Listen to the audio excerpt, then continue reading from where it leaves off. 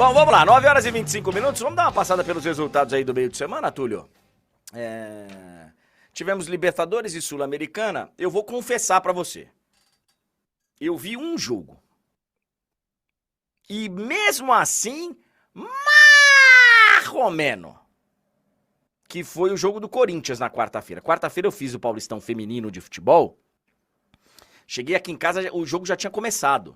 E foi o jogo que você fez, foi um jogo maluco, né? O Santos virou no finalzinho, 2 gols nos acréscimos. Tava 1-0 pro São Paulo, clássico Sansão.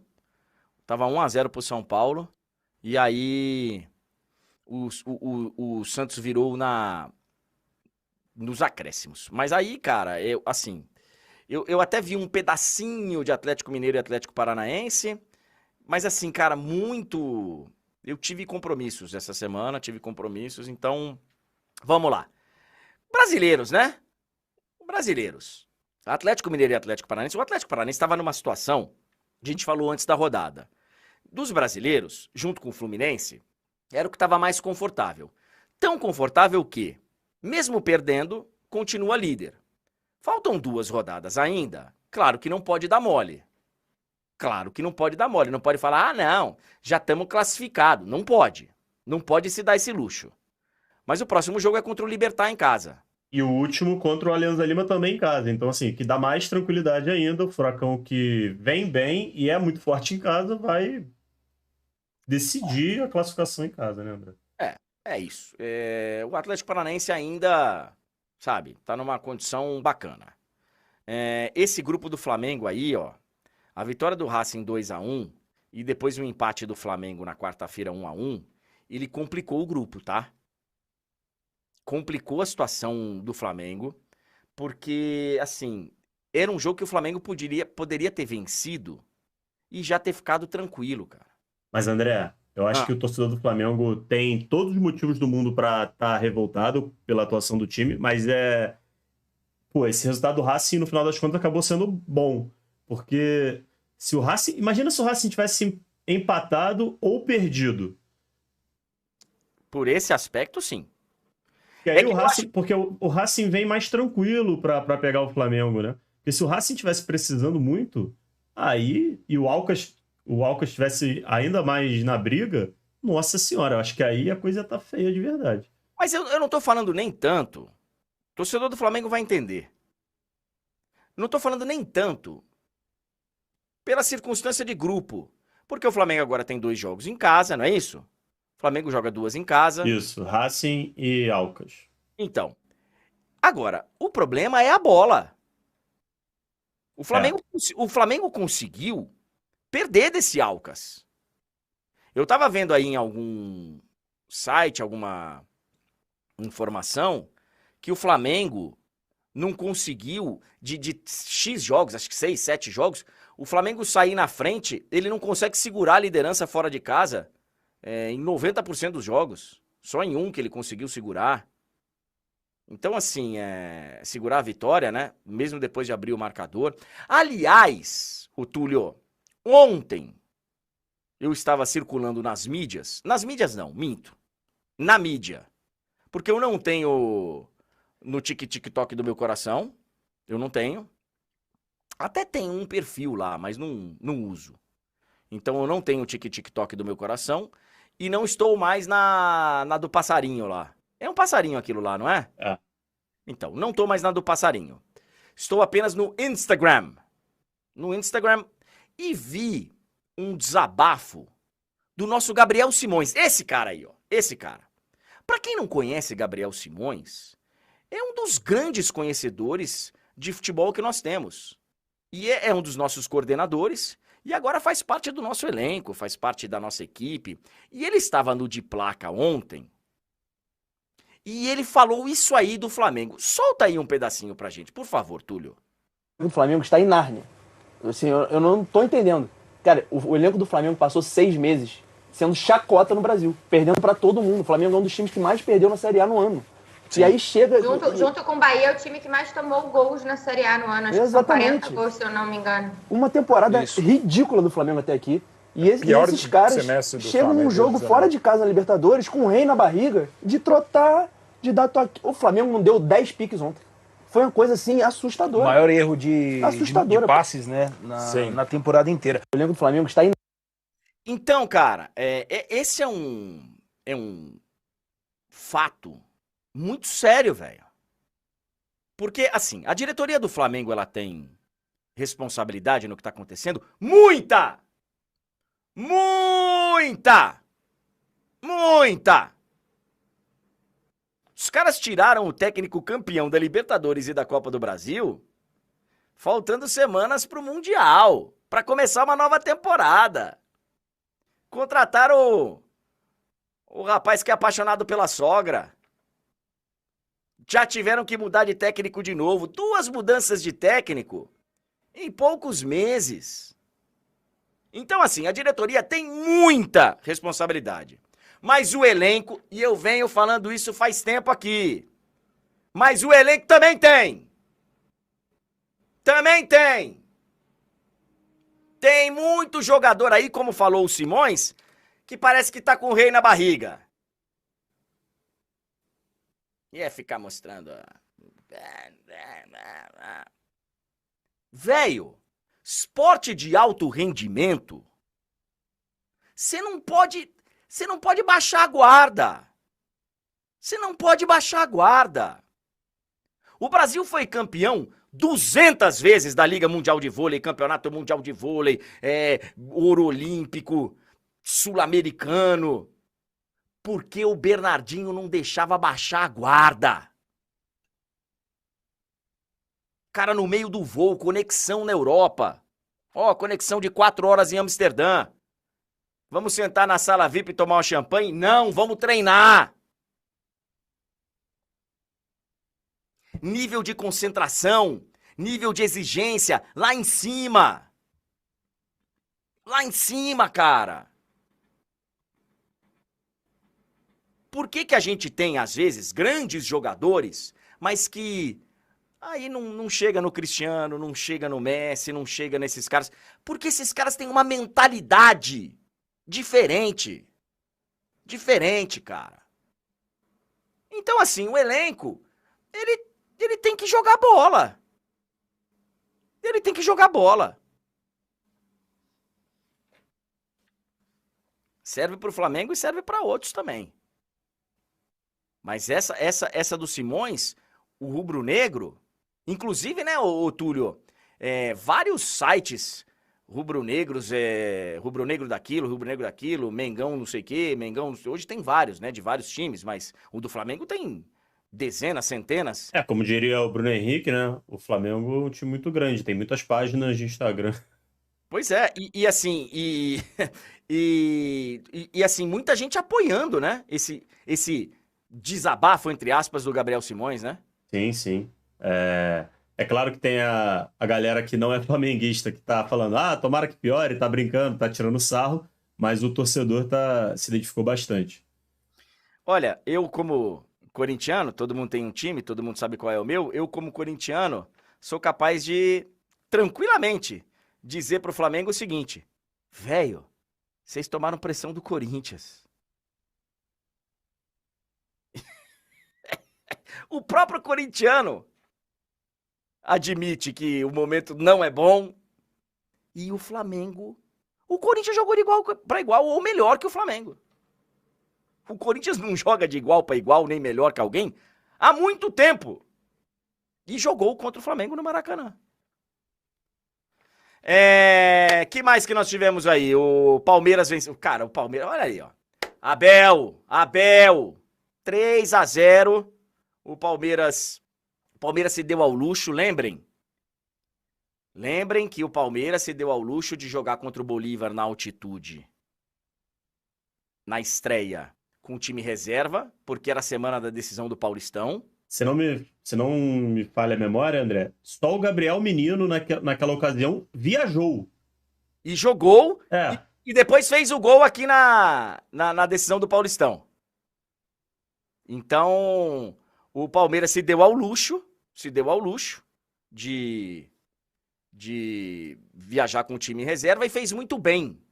Naquele momento a gente falava, o Flamengo foi com o time reserva, o Fluminense foi com o time reserva, Acho que também era para altitude. Não, o Fluminense, o Flamengo que foi com o time um pouco mexido contra o Alcas. Isso, perdeu. Isso. O Fluminense foi com os titulares e venceu o Sporting Cristal. Venceu o Sport Cristal, é. Não, o Fluminense talvez tenha mexido alguma coisa, não lembro, mas o Fluminense foi com um time forte. Eu lembro que tiveram alguns times que a gente falou, cara, é a primeira rodada, tá em semana importante de decisão aqui, é de boa. E correu o risco de perder, que foi o que aconteceu com o Palmeiras na estreia.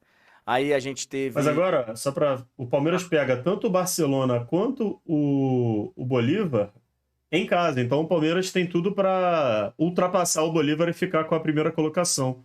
Mas esse Bolívar também, se tudo der certo, vai se classificar, né? Porque vai pegar o Cerro em casa, sendo que o Bolívar goleou o Cerro fora, né? Então, assim, na altitude é difícil de imaginar que o Cerro vai fazer algo muito diferente, né? Aliás, já vou falar sobre a altitude, não a atitude, quando a gente chegar no Fluminense. O Corinthians 0-0 contra o Argentinos Júnior. Tem coisas no futebol que, como na vida, né? Um detalhe, um momento, uma coisinha que você pensa que vai dar de um jeito e dá de outro. E, cara, e dá errado, né? E muda o restante da situação inteira. No caso do futebol, muda o jogo. O Corinthians teve uma chance com 15, 20 minutos. Cara a cara. O zagueiro Murilo. Cara a cara. É zagueiro, né? Não tá acostumado a ficar tantas vezes na cara do gol como ficou. E ele fez o que ele podia. Meteu a chapa do pé direito, a bola subiu, foi embora. Mas teve a chance.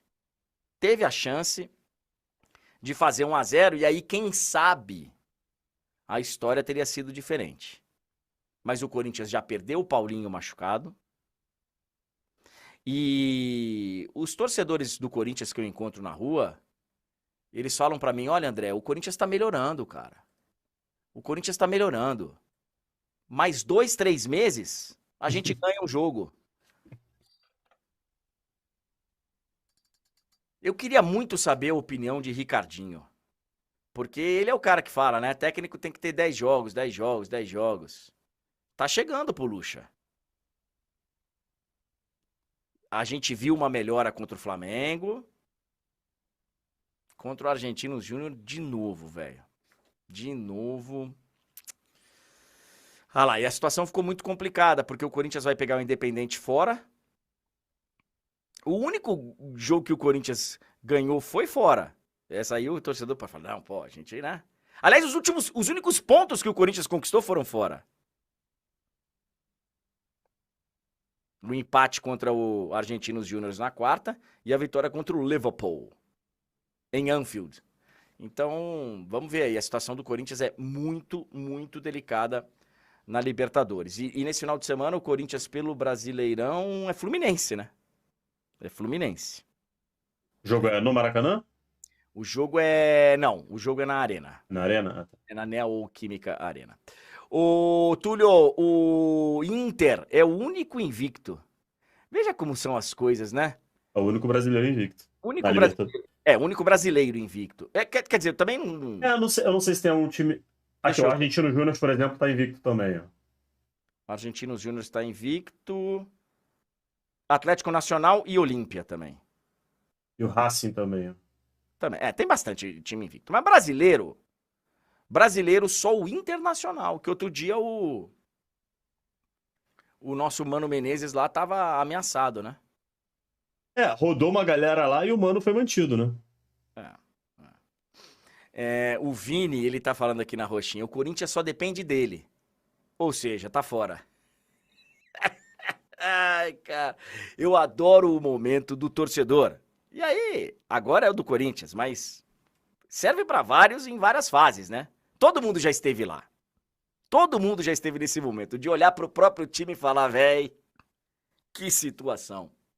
E aí, André, aproveitando que você falou do Inter, ó, o Inter é o líder no momento e se eu não estou enganado, faz mais um jogo em casa, né? Acho que pega o Independente de Medellín em casa e visita o Nacional. O Internacional? Isso. O Internacional ele vai à Nacional, ao Parque Central, e recebe o Independente Medellín. Isso aí mesmo. E o Vini tá falando aqui, detalhe, eu sou corintiano, eu sei, eu acredito, porque o próprio torcedor, quando ele reconhece isso, cara, é o momento, sério mesmo, ô Túlio, assim, é para analisar o ser humano. É o momento que o torcedor, eu acho, que fica mais leve,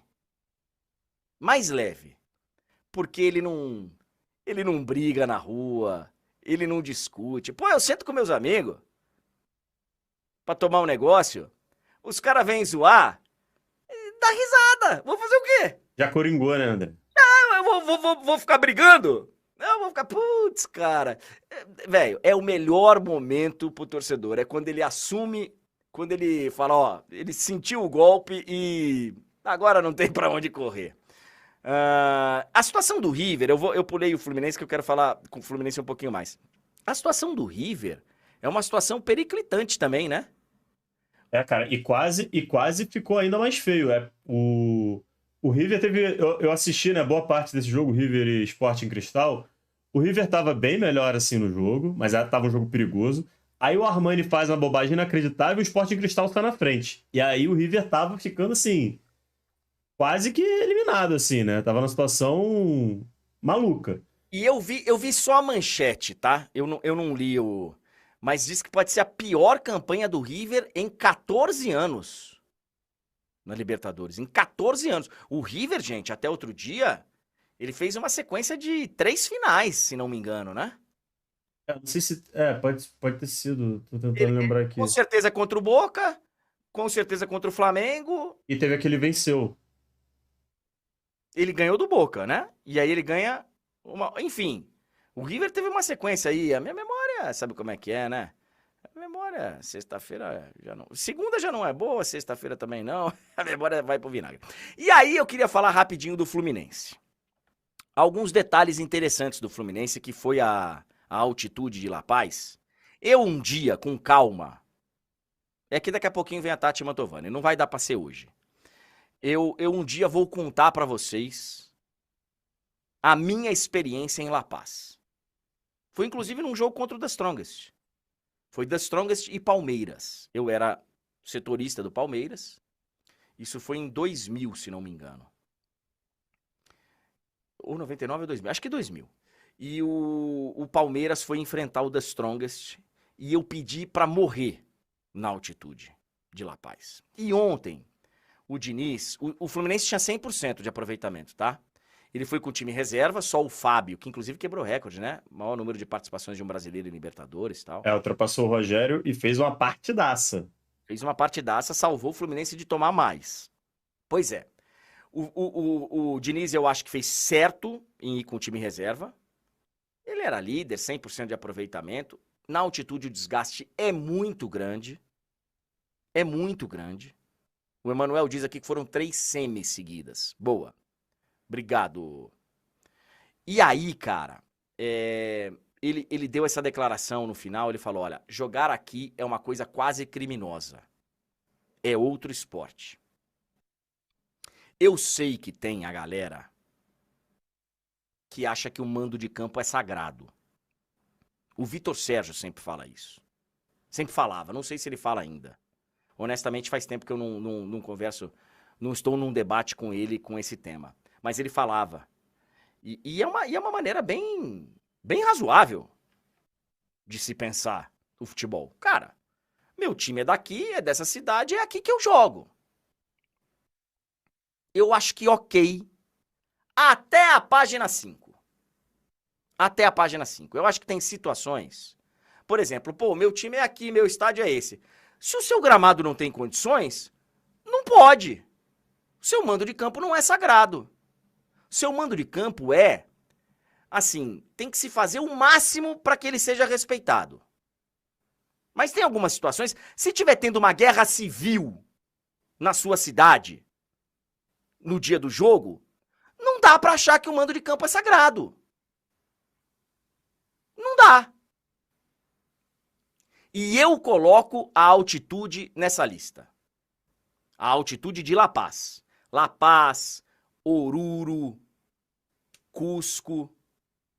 Tem algumas cidades, né? Eu acho que tinha que ter um teto aí, ó.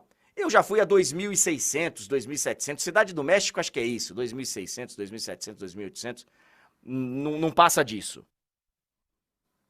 Cada ser humano reage de forma diferente, claro. Mas até a diferença da bola e tal, 2.800 metros, acho que ainda é tolerável. 3.600 não dá. Não dá.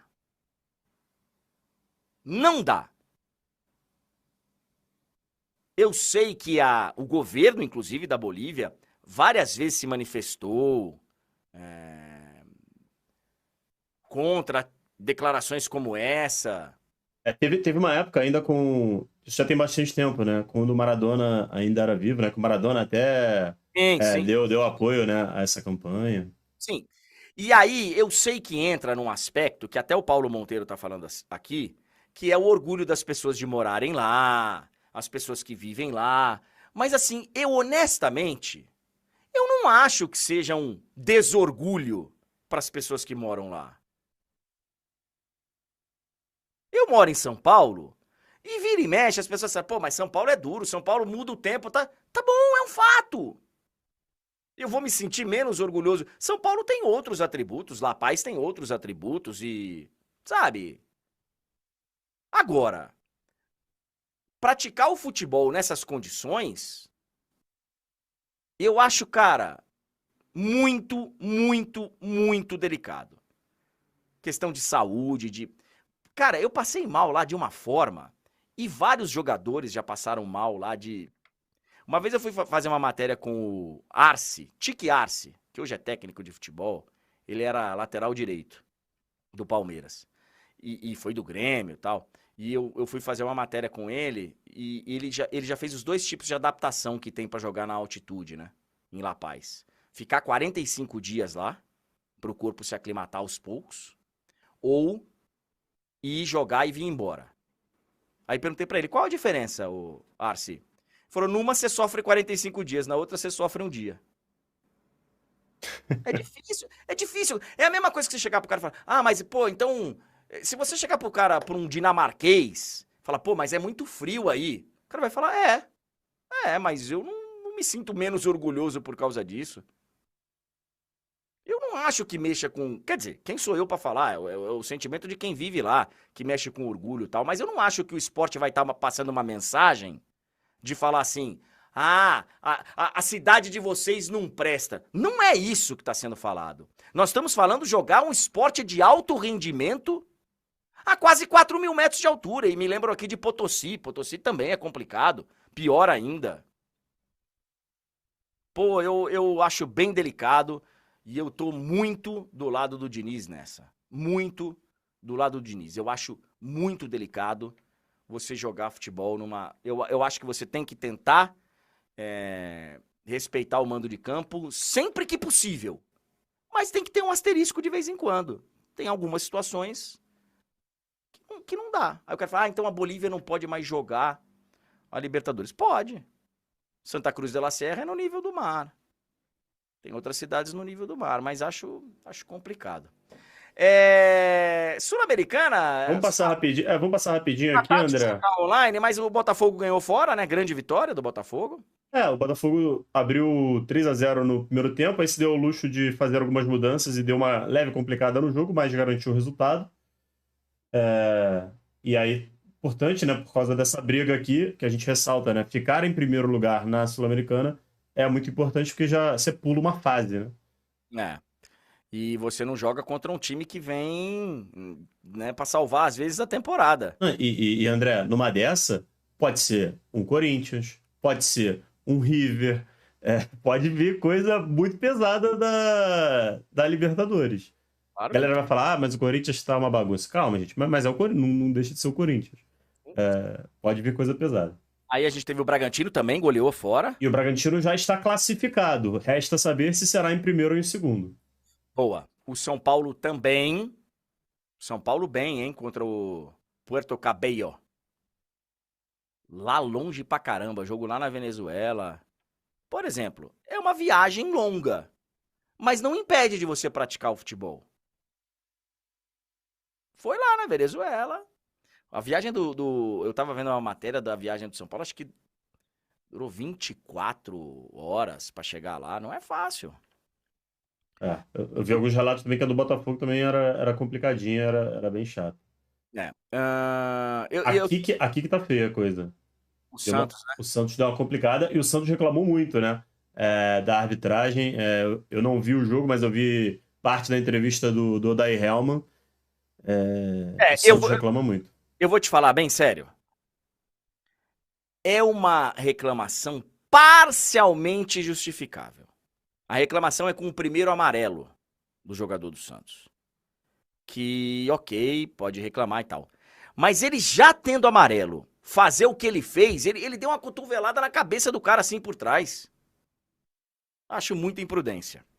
Vi a reclamação, mas por esse lance só, acho que tiveram outros lances, porque se foi só por esse, achei exagerada.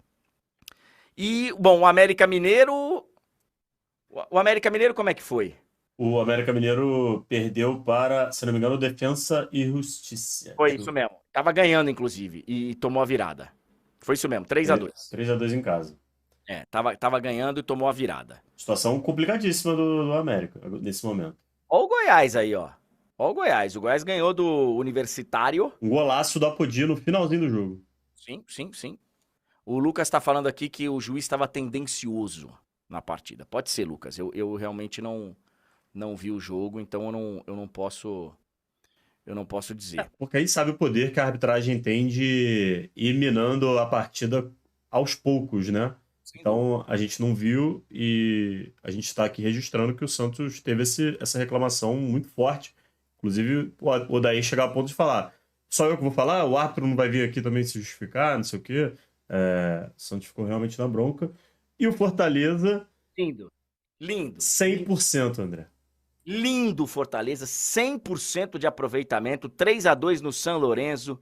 Eu fico feliz demais quando os times do Nordeste se dão bem. E o Leão do PC tá aí, 100% de aproveitamento. Parabéns ao Fortaleza.